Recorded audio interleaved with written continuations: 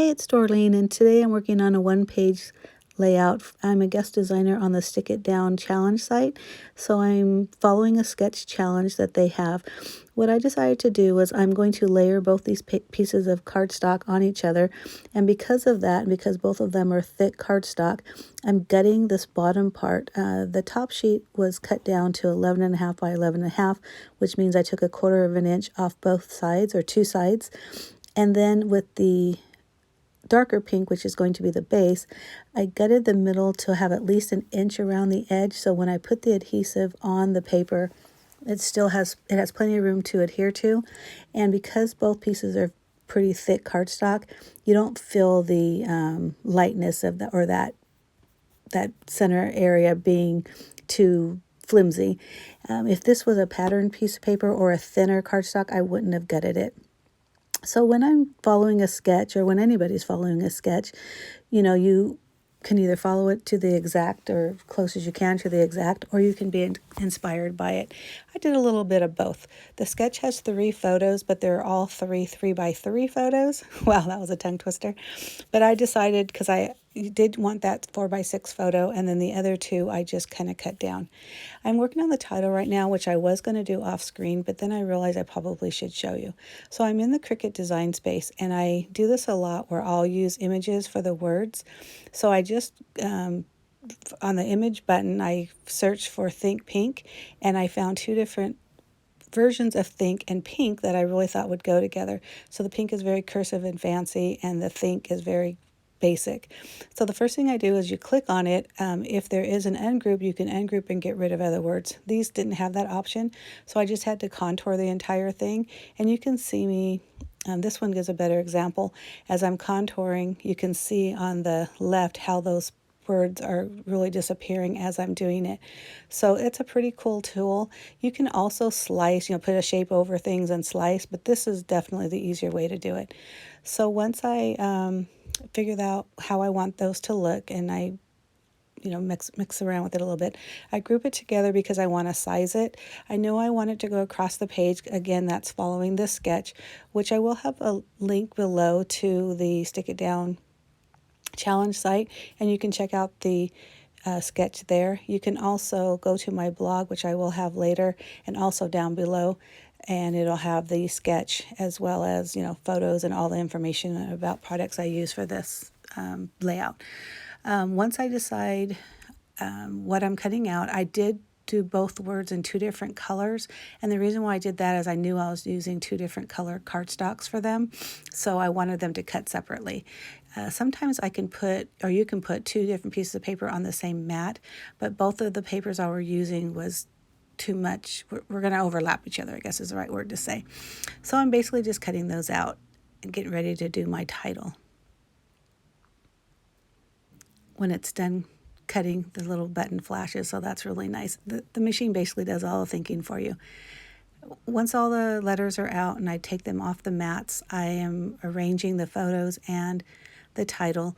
Again, I'm following the sketch, and with that sketch they had just these beautiful diamonds all over the page. I didn't put them all over, but I definitely used them. I love the idea of using those diamonds. I've never done that before. Kind of gives you like an argyle look. I cut those out prior on my Cricut, and I just used scraps that I had in my pink scrap pile, and that was really a good thing to use some scraps. As a matter of fact, I use a lot of scraps on this layout, so I was pretty happy with that. So I'm just kind of fussing around and just putting them wherever I think they look good. Again, for more photos, more information about what I used, and also the sketch from the Stick It Down website, please go to my blog and give me a thumbs up if you like this. My blog address is right above, and I'll also have that below. And if you're not already a subscriber, please be sure to hit the subscribe button. You can also hit the notification bell, and you will be notified of any new videos. I do try to do at least 1 video a week, but some weeks I'll have more, which I have been lately. I decide to, or now it's time to adhere all these little diamonds and all the pieces. The worst part about arranging your layout like this is when it's time to put on the adhesive, you have to kind of remove things and remember where you had them. So I really wanted to stick with the items that didn't have anything on top of them. As I was adhering those diamonds, I had an afterthought to add the 3-dimensional adhesive on some of those diamonds, so that really gave some visual interest as well. I was really happy with how those turned out. So this portion right here, I left in. I had this scrap of that dark pink, and it was too small to just do a good clean matte on that photo. But I've seen other YouTubers where they, use strips and they do all this and that, and it looks super easy, and they're able to matte their photos using just small scraps. Yeah, it wasn't that easy. I had a hard time with it, but it did end up working out okay. I guess because I wasn't really sure what I was doing, and even though looks like I'm cutting it with my scissors, there was a straight edge already on it, so I just followed that straight edge. But it looks fine. It just took me a little bit to actually do it. Of course, I sped through that, so you couldn't tell how much I was working and fiddling around with that. But with that being said, with the other two photos, I did matte as well, but I used or a piece that can actually cover the photo, so I didn't have to fussy around with the placement on matting. But I did decide to matte all three photos, which I don't always do. The bigger photo, the 4x6 that I'm putting on right now, I matted twice. I did originally in pink, and then I did a white matte over that. I really wanted to showcase that picture because, first of all, it's the two sisters, and, think pink, I don't know, a lot of girls in our house, I guess, which is funny because I have 3 sons and 1 daughter, and it's always been about, boy this, so it's kind of nice to have a little bit more pink and girly stuff in our house. Be sure to go down to my blog because, like I mentioned earlier, I will have the sketch or the stick it down sketch, and also their link to their website. On their website, they do monthly challenges, and they have sketches for cards, 1-page layouts, and also 2-page layouts. And not only are their design team doing great projects, but so are the people that are linking. So it is definitely worth clicking on over to their website.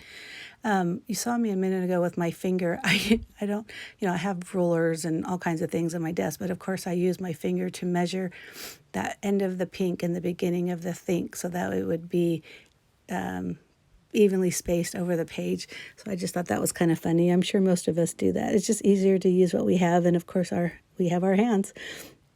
But I'm just going through again, just adhering the pieces together. Now, I will tell you, as I'm doing this, I did take a break because I went to I have a couple of different containers of just embellishments, enamel dots, those kind of things. And so I just went and I grabbed like all things pink. I mean, I didn't care if it didn't seem like it was going to match. I just, again, grabbed all things pink.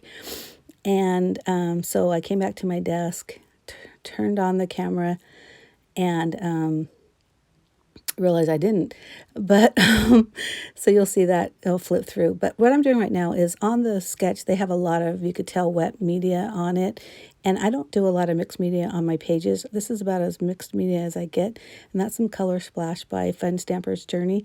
And so I did use a pink one and then this white one, which is called Whipped Cream. And again, I'll have the list of all my products on my blog. So be sure you click on over there. Again, give me a thumbs up if you like this video. If you're not already, please hit the subscribe button. I do try to do at least 1 video a week. So here's what I was talking about. So you didn't get to see me fuss with all the embellishments, but I totally love how all this little splatter turned out. I used brads, those little feety brads that I don't even know how long I've had those. I used flower eyelets. Can't even remember the last time I used an eyelet. And then these are just some samples of things that I used. Now those crosses from the Illustrated Faith, I didn't even use the crosses. You can see those, they look like X's up on top. Those are actually from that cross embellishments.